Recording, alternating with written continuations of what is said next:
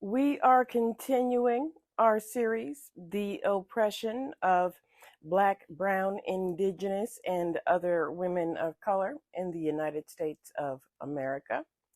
Now, this is high level, of course, and there are more intelligent Indigenous creators who can speak on this.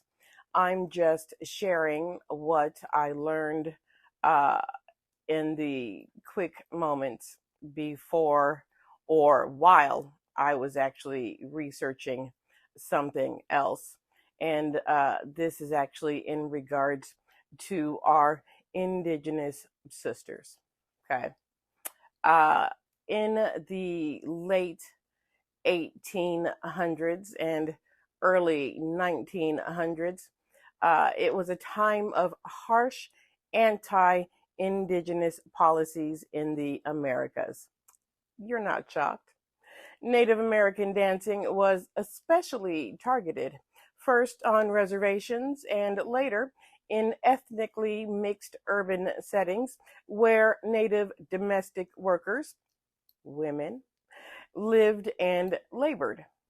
Dancing seemed to threaten U.S. authorities because it expressed values that authorities saw as wasteful. Dancing undermined the colonial assimilationist priorities of what? Capitalism and wage labor. Colonial authorities also believed that native dancing threatened the compulsory Christianity that shaped federal policy. State authorities argued that dances were immoral and dangerous to women's honor. For example, one powerful clergyman wrote in, I think it was 1684, oftentimes in their dances, the devil appears in bodily shape.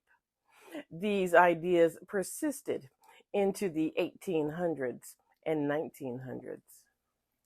In, I want to say it was 1882, the U.S. government ordered all government representatives in indigenous communities to abolish indigenous customs, including traditional dances. Dancing was the first crime named in the U.S. courts of Indian offenses in 1883. By 1892, the rules for indigenous courts stated that any Indian who shall engage in the sun dance or any other similar feast shall be deemed guilty of an offense and shall be punished. Courts withheld rations and imprisoned dancers for not less than nor more than 30 days. But you see, here's the thing. Dancing created a space for gathering and history sharing that affirmed Native power. It also inspired resistance that undermined state control.